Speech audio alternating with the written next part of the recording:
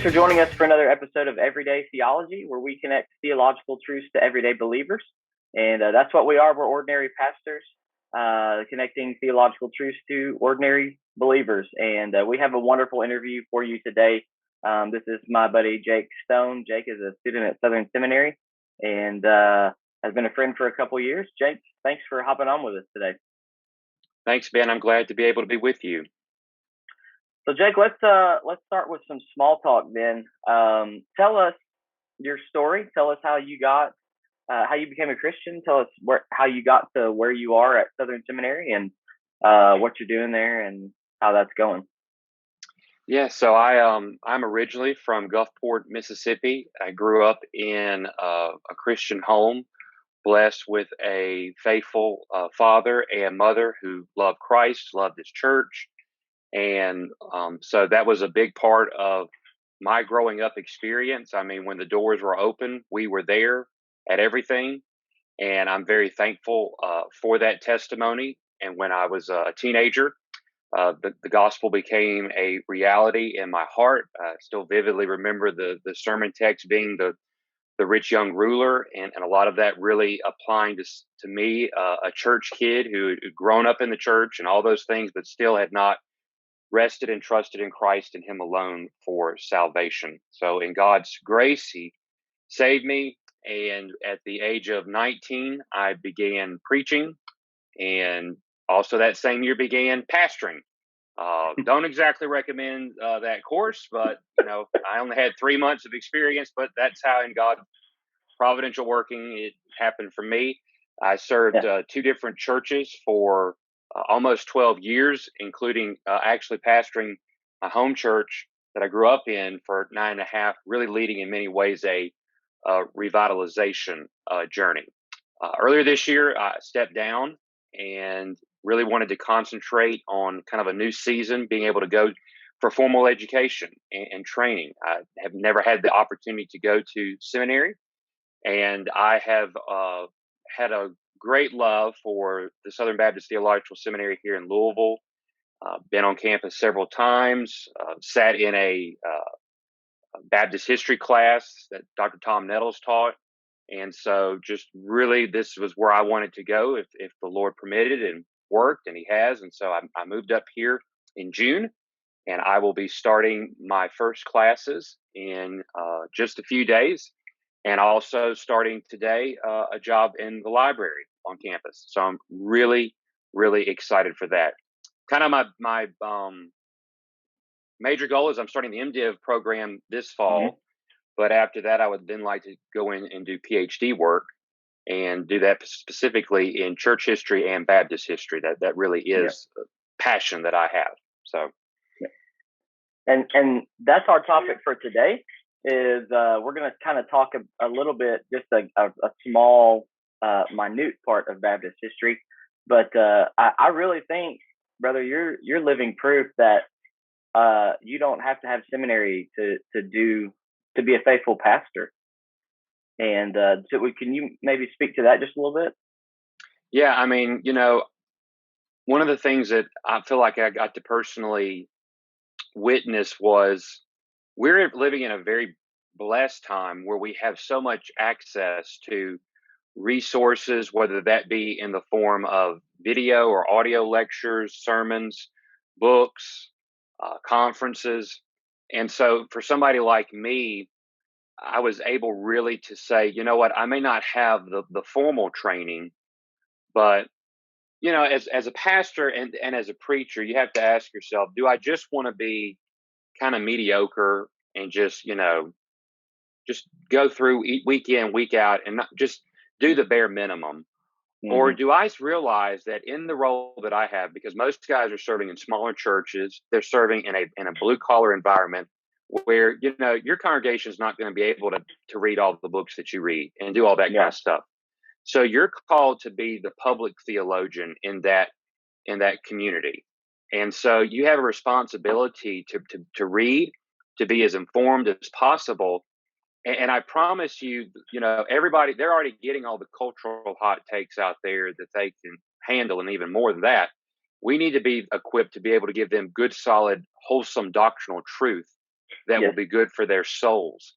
And so that means, trying to be acquainted with as many subjects as possible. Doesn't mean that we're not going to be an expert on everything, but we should try to have a good diversity in reading in different Yeah. areas so that we've got at least a good foundational knowledge about a wide variety of subjects. And, and another thing to do is be able to have other pastors in your area that you can maybe read with, work Mm. through something together, and that's a great way of fellowship and sharpening one another. So absolutely, you know I've kind of said that I've got a lot of on the ground, on the job, on the ground experience. Now I'm going for the formal certificate almost. Yeah, for sure. But I feel like it also helps me bring a different perspective in seminary classes and even interacting with people that'll be in my classes, Hmm. having the 10 years plus, experience of being on, in the trenches, so to speak. Yeah, in one way or another, really, I really think you kind of have the upper hand, as far as like getting into seminary now, because the guys you're going to be with are probably going to be younger than you, but they're probably just going to be training for ministry, not actually having been in ministry, where you have, that decade of pastoral ministry, and it shows us, it proves to us as, ordinary pastors, that it is your theology that drives your practice.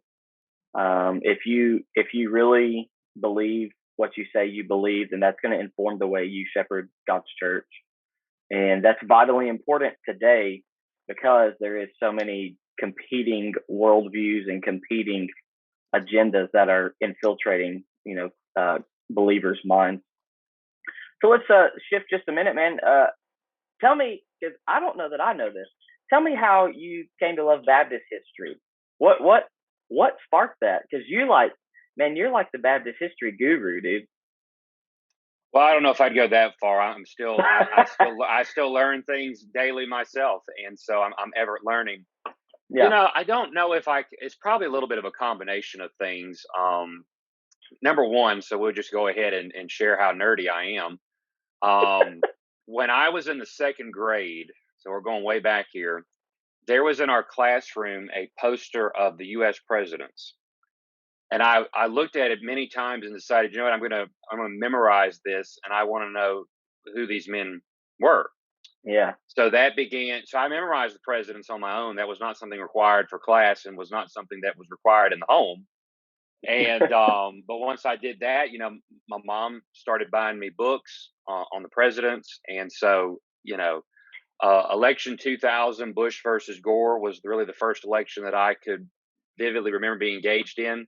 I Hmm. made my parents watch both party conventions and the debates. I mean, they voted, but they weren't really engaged in it that much. But then I Yeah. came along, got into this. So I've always had a love for history. Um, so there's that, and then I grew up in a landmark Baptist background, and obviously there's some things from that world and that tradition that I no longer would agree with. Hmm. Um, and there are views on Baptist history there that I would not agree with anymore. However, there was an importance placed on knowing roots in our Baptist life, and so that probably in some ways really fashioned and shaped me in a lot of ways. And then as I came to more and more understand the Protestant Reformation, um, Calvinism, Arminianism, all of those things, that how did that, and I was dealing with that in my own, life, my Hmm. own convictions, what did I believe? And so then, trying to understand what have Baptists historically believed, and that really was a big component in that, because that's Hmm. how, you start learning about confessions of faith, different men. How did we get here? And so I just kind of, I don't know if I would say there's like one thing that sparked it, Yeah. but it's just kind of a combination of just a lot of things and just my personality. So Hmm. that's kind of, and it's ever been where I am today, and why I'm going, for the formal training. And what I'd like to do is that I think, Dr. Michael Haykin always says, if Baptists don't tell their story, nobody will. And I think at least I feel this way, that out of any Protestant slash dissenting tradition, Baptists seem like they're either the most unaware of their history, or the most embarrassed by their history slash distinctives Hmm. and identity. And so that means that we've got to work on that and not be embarrassed by being who we are. So I think all those things probably factor in about why I'm passionate about knowing Baptist history and teaching it to people and sharing it with them. They may not always want to hear everything that I've got to say, and sometimes I don't need to tell them everything that I think because we'll be there a long time. Yeah, But yeah, so that would be kind of how that's happened for me. I think that's good. And I think you're exactly right that people, it isn't either one or the other. They don't want to hear it, or they're just embarrassed about it. I mean, that's a huge point, especially like with our tradition. You know, we get caricatured a lot for saying the word apostasy quite a bit. And we get sometimes hated on for being those who wash the saints' feet. And a lot of our people sometimes get a little bit embarrassed to say, well, we wash feet, we believe in the possibility of falling away. And but that's that's our tradition, and it's something that makes us who we are. That's what distinctly makes us free will Baptists. um so let's go back then, back to 1600s, maybe early 1600s. In that time period, there were really two main groups going, kind of splitting ways, pretty much after about a century after the Reformation. So tell us really how Baptists uh, sort of split up into the particular and the general, if you will, just to kind of give our listeners sort of an overview of really how Calvinists can be Baptists and how Arminians can be Baptists. Yeah, so both your general Baptist tradition, which is your Arminian Baptist tradition, and your particular Baptist tradition, which is your Calvinistic Baptist tradition. Both of those groups come out of English separatism. So when Hmm. people think about during this time, we often think about the Puritans, and sometimes what people maybe gets lost in it is Puritans are really the term for the group of people who stayed in the Church of England, who are really trying to reform and Uh-huh. purify the church. The separatists would have had the same convictions theologically in many ways, except they said the Church of England is basically just like Rome. They are both Hmm. apostate. They are the harlot of Babylon, the Yeah. Antichrist, whatever term you want to use here. It's time to leave. It's time to separate, go out. Hmm. And so you've got a group of separatists and men like John Smith and Thomas Helwys represent a group out of the separatist tradition who are going to really be what we would say espoused um, Baptist slash Congregationalist Hmm. principles and beliefs, but also came to adopt really a soteriological understanding that we would identify with Arminianism.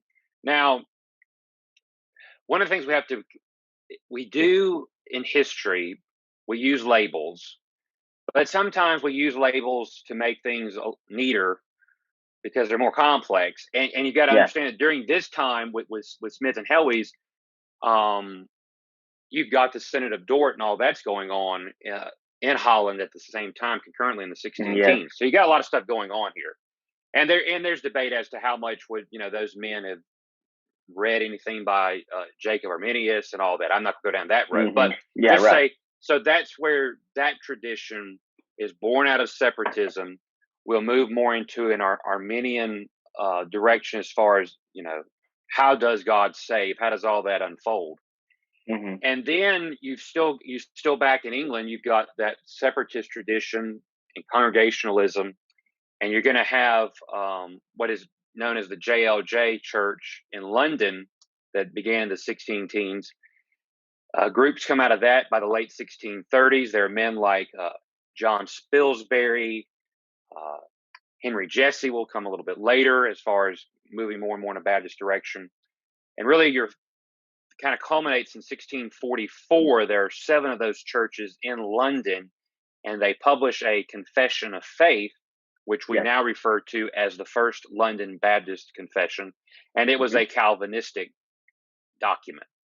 So both groups come out of this broader English separatism movement, but one is going to move into more of an Arminian direction, as is laid out in their confessions of faith. I'll make that clear. Both groups wrote confessions.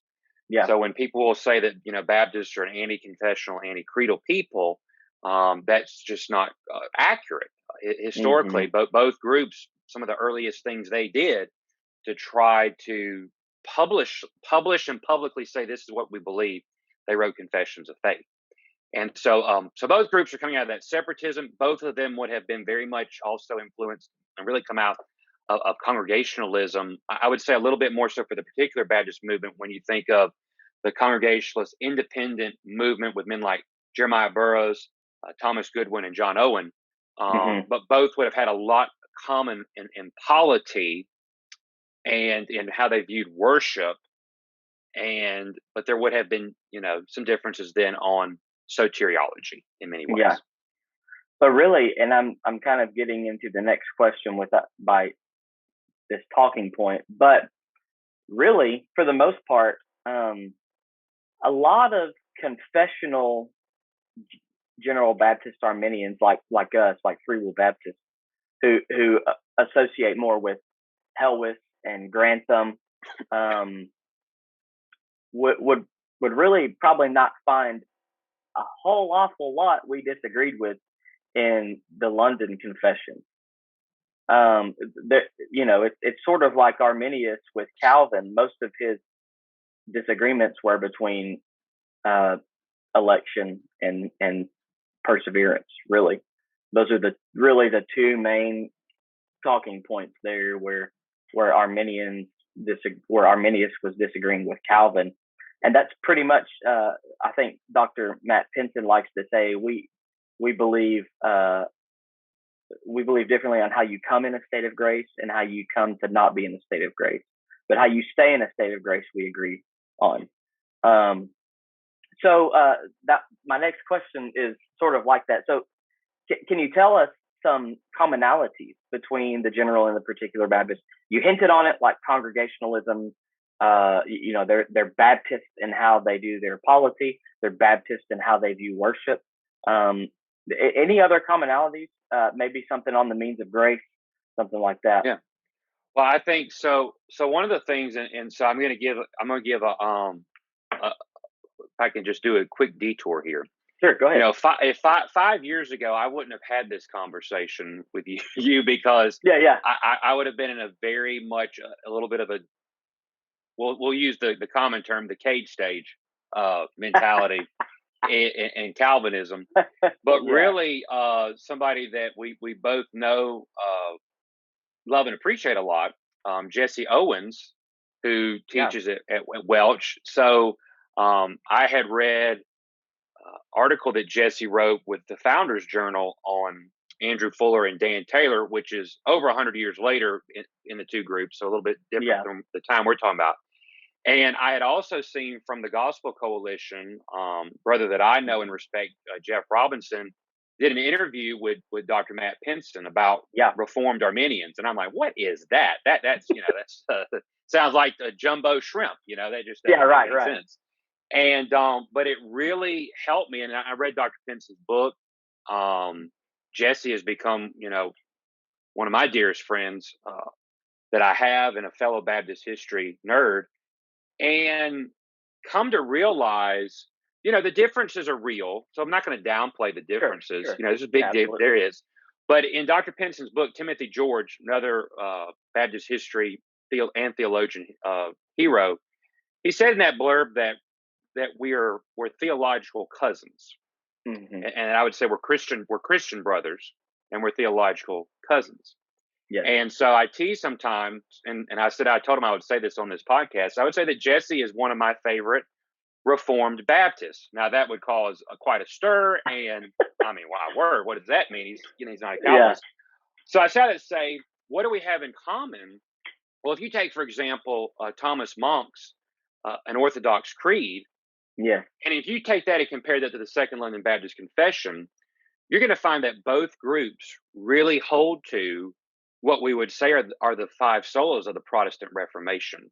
So we've got a absolutely. really strong uh, connection there that we're Protestants, Hmm. okay? And we can, and I think you can also say that, because hey, we get hate from Presbyterians about calling ourselves Reformed, so You're we feel right. that pain too. So we can Yeah, all say that we're, and in that sense, we hold a Reformed tradition because both groups really have a strong emphasis on the ordinary means of grace in worship, specifically the sacraments or ordinances, whichever term a person wants to use. Both had an understanding of spiritual presence in the Lord's Supper. That's seen in both of those confessions of faith. So you've got this understanding, therefore, on broadly speaking, Protestant slash Reformed theology. That's in common. You have a sacramentology that's a lot the same. Now there are some differences. There are, the General Baptist did laying on of hands. That was yeah, not as common among particular Baptists. But as far as worship, from the things that I can kind of glean in my reading, there would have been a lot of similarities on the importance of the preaching of the word, an ordinary regulative principle worship. yeah. Mm. Both groups would have strongly championed that, and then as well as a lot of polity, understanding elders and deacons. Again, there were some nuanced differences, but both groups were very much emphasized associationalism, the Hmm. importance of local church autonomy, but that has to be guarded by a good interdependency, a good Yeah. associationalism. Mm. And so I, I find it in many ways refreshing to say, you know what, I can have good friendships, good fellowship with brothers like you and Jesse, who we have disagreements on things, but those disagreements in the grand scheme of things are a lot smaller than sometimes we're led to believe, and Yeah. we shouldn't feel like we're in some competition. And I think that happens easily. We can all retreat into our tribes if we're not careful.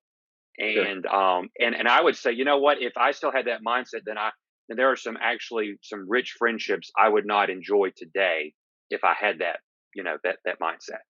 Yeah. And so I think there's a lot to learn. And I'll tell people now, I come to the place where a Thomas Monk or a Thomas Grantham or a Dan Taylor that comes later, their story is just as much a part of my Baptist history and heritage as the Andrew Fuller, Charles Spurgeon, and Benjamin Keaches of the world. Mm. Yeah, are there some guys that I more stand with? Absolutely, but Sure. I'm a Baptist, and so this is all part of the Baptist story. So we need to know it and learn from it, and there's a lot to learn from that as well. If I can just give one example about even there's a lot of discussion, debate about what kind of relationships did those groups have in the 17th century. But I Yeah. do find it very interesting that there were 12 General Baptists who were about to be executed, and there was a young man from their community who the only person that he knew that to go to for help was William Kiffin, who was a Yeah. particular Baptist, but he was a wealthy one of the few wealthy Baptists back in the day, Right. and and he went and pleaded with him about what was about to happen, and because they were going to be executed because they were dissenters and they were being accused of trying to overthrow the monarchy and all that. And Kiffin went and secured their release. He paid their bail, to Yeah. get them out. And I've said if there was nothing but heated animosity between all the groups, they would not have even probably approached Kiffin and even thought he would have considered it. And so it's a really Hmm. good anecdote story, that you could have the differences, but there was also friendliness and a sense of brotherhood as well. Yeah, and I think that's vitally important, for us today to understand that we're not here debating first order issues. I was I'm writing a paper right now, and I just came across where someone has said the Arminianism Calvinism debate is a gospel issue, and while some Arminianism Calvinism debate is a gospel issue, I would say this one is not. You know, Reformed Arminians, uh, and in my specific case, Free Will Baptists, believe in the five solas. We confess the five solas, that salvation is from Scripture alone, by grace alone, through faith alone, in Christ alone, for the glory of God alone. And it's not of works. Man has nothing to contribute. Man is totally depraved. Um, and man is only saved by Christ, and he is only kept by Christ. And that's actually what I'm writing a paper on, is Reformed Arminianism and assurance. And so it's comforting. I think it's great to know that the same Baptist history that you have is the same one that we have, and that's not just your history or my history, but it's our history. And we would do well to have more conversations and more friendships and more relationships and dialogue. The dialogue is a good thing. So so we've talked about the commonalities. Let's talk about some differences. Um, maybe speak to the particular General Baptist divide there, and how what maybe the some of the few key tenets of how that came about. Yeah, I would say so. Definitely, when you're thinking about it in the context of the broader Protestant Reformation, you've got basically a stream. You have streams that are going to move more into a direction that is going to be a strong emphasis on the bondage of the will, on a predestination, where election is of individuals specifically Mm-hmm. unto eternal life. And so then you've got, really, when you look at Jacob Arminius and the tradition that comes out of there, and then in England, someone like John Goodwin, Yeah. that move more into, they're going to espouse doctrines like prevenient grace, which is different than how Calvinists speak of effectual or irresistible grace. Mm-hmm. And so basically, in a nutshell, if somebody just wants to think about the tulip, total depravity, unconditional election, limited atonement, irresistible grace, and perseverance of the saints, basically those 5 points, the way that they are parsed and debated and discussed, become really a lot of the differences between the two groups. The General Baptists are going to follow a little bit, way more, in the articulation of the Arminian remonstrance, Mm-hmm. whereas the particular Baptists, in fact, they're going to use at times in both of the first and the second line of confession. You can really hear the language of the canons of Dort that come out of Yeah. the Synod of Yeah. Dort. And so that basically is really coming down to how exactly does this salvation work, as far as how does God's grace save, how does God do it. In a lot of ways, that is where the differences fall. Now, I will say it is kind of interesting. I think one thing that some people might be surprised to find out is that there are many General Baptists who affirmed the imputation of Christ's righteousness. Yeah. Absolutely. Thomas Grantham wrote on that extensively. So I think sometimes maybe some on my side may not exactly realize that. Something that I think lots of Baptists don't realize anymore is that both groups, both General and Particular Baptists, had a very strong understanding of covenant theology. Yes. Is how we understand these things. So I don't want to hurt anybody's feelings, but there were no dispensationalists among these groups in the 17th century. It wasn't around So, then. yeah, and so both sides, Thomas Grantham articulates about covenant of works, covenant of grace, Yeah. and you've got that in the Particular Baptist. And again, there were some differences in how they would articulate, but you still had these concepts and frameworks in both groups. So it really is interesting in a lot of ways. I read Dr. Penson's book. Obviously, he didn't, convert me. I'm still a Calvinist. Yeah, sure, Um, right. but but it was interesting. I felt like I got a better appreciation.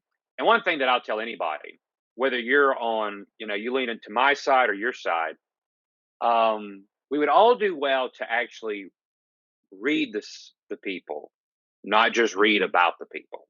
Because That's usually when right. you read the people, you kind of come away with a little bit of a different perspective than you might have had. I've tried to read in some different Baptist history series. I read a good, monograph on Thomas Grantham and his Hmm. theology. And yeah, I had disagreements and, read some things he said. And I was like, man, that's not where I am. And I would, push back. But I got a better appreciation for a lot of areas where, I would agree with it. And there would be no differences. Sure. So when it comes down, there were a little bit of some differences on ecclesiology. For example, the General Baptist had an officer that were called messengers. They Hmm. were kind of a little bit of almost like an associational overseer in a way, and that's not in particular Baptist ecclesiology. They didn't have that Yep. position. So that would have been Which a Grantham subtle difference. Grantham writes a lot on the messenger, also. Yeah, and the laying on of hands was Hmm. was also a big difference as well. And it is kind of interesting that really the chief proponent in particular Baptist life about why they should do that was Benjamin Keach, who was, when he was converted, was through General Baptist ministry. And Yeah. so he kind of just keeps that and carries that over with him. Now, you know, one of the sad things and one of the things we have to fight, and I don't do romanticism when I do history and think, oh, we just could go back to these days, we would be in perfection. Yeah. I mean, Right. they separated over that stuff. I mean, even Yeah, in they did. particular Baptist life, Benjamin Keach would almost make laying on of hands a fellowship issue. And of course, then you'll have Hmm. the hymn singing, controversy in particular Baptist life as well. And while, look, I commend them, they were seeking to be pure in their worship. They were wanting, but there is a way in which you can take the regulative principle too literally and go Yeah. too far where you're always constantly almost navel gazing in a sense. Yeah. And I think Yeah. sometimes that happened with them. So I wish we had more of a concern for worship like they did, but I think we also have to be careful that we can draw the circle smaller and smaller and smaller if we're not careful and make Hmm. everything a first order issue. And we don't want to do that. Right. Well, that almost becomes legalism, doesn't it? Hmm. I mean, really, that's what ends up happening is if everything's a gospel issue, then well, then it's a this or you're not it, and that's important. So last question here: how is it that how do you think particular Baptists and general Baptists can work together to advance the gospel? All the general Baptists become particular Baptists. That'd be the first thing. All right. No, I'm just kidding. I think obviously, you know, there are certain things that, as you said earlier, we have two different traditions, so there's going to be, Yeah. differences in that sense. But I do think that, you know, if I know of let's say that somebody that would stand in the Reformed Arminian tradition of, you, Jesse, and some others, you know, you've got somebody that you're supporting overseas and trying to plant a church. It's ordinary means of grace. It's confessional. It's regular principle. All these things, Hmm. why wouldn't I try to, if I can financially help, Yeah. why would I not do that? I think that we can also, because of the similarities and the need for conversations, I wouldn't expect Welch to hire me for faculty. Obviously, there'd be some issues Yeah. there, but I think it would be important for, as you said earlier, about dialogue, about having where you bring each other in to your institutions to, hey, have conversations, talk, challenge, whatever, Yeah. and be able to sharpen each other. You can do things like that. I think even being able to minister, in each other's churches. I don't Absolutely. think that's a bad thing or wrong. I mean, Dan Taylor had Andrew Fuller preach, and Andrew Fuller preached for Dan Taylor. I also think the same thing happened between Dan Taylor and Samuel Pierce. Samuel Pierce, another particular Baptist, and I Hmm. wouldn't come in there, and preach a sermon and say why I think you should be a Calvinist. I mean, I Yeah. wouldn't do that. But I definitely believe I can certainly come in and preach on the glories of justification by faith alone in Christ alone because of grace alone, Mm. or encourage people. So I think there's things like that. It, relationships are important. Having friendships, and I think that you can even do. I think there's a difference between an association and a mission society. Sure. There's no way that you can have an association and, I would say, have a particular Baptist church and a general Baptist church be in that same association. It's not going to happen. But I do Yeah. think you could cooperate together in a mission sense. Having some, real able to support like-minded brothers and their families as they're going and serving. So I Hmm. think that there's ways that we can do that. It may not be some structure, it may not be some organization, but as far as in our own relationships with each other, and I think trying to promote each other's literature doesn't mean that you Absolutely. agree with everything that's in Yeah. something. I mean, but exposing, broadening, people's horizons that, hey, there's others out there that we've got a lot in common with, and there's Hmm. things that we can learn from them. So I think there's a lot of ways that we can actually work together and fellowship together, build each other up, and do it in a Christ honoring way.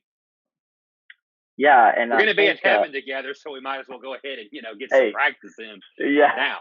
So Well, and again, I always try to make sure people understand that number one, this is an intramural debate, mhm. and and what's another thing too is that there are general Baptist people that I disagree with on things also, and there are probably particular Baptists that you disagree with on certain issues. Now, they're probably more like lesser of issues than election and predestination, and but you know what? I think it's vitally important, especially now, for particular Baptists and general Baptists to unite around uh, salvation by grace alone, through faith alone, in Christ alone, Scripture as inerrant and infallible, things like the imputation of Christ's righteousness to um, unpardoned sinners. That's the only way that we're justified. Things like penal satisfaction and penal substitutionary atonement. Um, those are all things that both sides agree on, and that's the heart of the gospel right there, is that Christ came and lived the life you couldn't live and died the death that you should have died to make you right with God, and you had nothing to do with that. And that's where there's a uniting, and we can have close communion with one another, um, because we both affirm this to be true. And that is ultimately the chief goal of both sides, is to share that news with others. Any final thoughts, man, before we get off here? I would say last thing, one of the things that I've had to think through, and I've had this discussion, Jesse and I have talked about before, and I said, I had to come to a point and ask myself, as a Baptist, I believe that ecclesiology is very important, which means not just the structure or organization of the church, but what we do on the Lord's Day and all those Yes, things. And I said, so I have to ask myself, who, who am I going to be more in fellowship with and communion with and really on the same page with? Is it going to be somebody who maybe affirms tulip, but is pragmatic, has horrible ecclesiology, maybe even no ecclesiology, um, and, or somebody like you and him, who we've got a lot in common theologically, but we've got some differences soteriologically, sure. but ecclesiologically, we're singing out the same hymn book. We're thinking the same exact way. So, who do I, as a Baptist, who am I really having more fellowship with in some areas? And so, I've had conversation with him where you know, we think the same way on the ordinary means of grace. We think the same way on the Yeah. regulative principle. Then I'm listening to, the podcast going on about the rise and fall of Mars Hill. There's a lot of Yeah. people involved in that who would say, "Oh, I believe in Tulip," but as far as how they think ministry, we're on two totally different planets. Yeah. So, You're what right. is the bond that I would have really with them? So, I think that's something for us to all kind of to think about in some ways. Hmm. As Baptists, how much do we really think polity matters? Yeah. So that's something for everybody to chew on for a few days. That's exactly right. Well, man, I'm gonna be honest. This has been such a joy to have this conversation. We need to have a couple more, and maybe we can have a boxing match later on or something. And but maybe maybe sometime we can come back and talk about the differences and just man how even the differences can unite us in one way or another. And Jake, man, thanks for coming on the podcast today. Well, thanks, Ben, and I'm glad for us what we have tried to talk about to try to exemplify in this conversation with each other. Glad to do Yeah. it. And thank you, dear listener, for listening to this conversation. And we hope that this conversation enhances your walk with the Lord and it reaches you with God's truth and for His glory.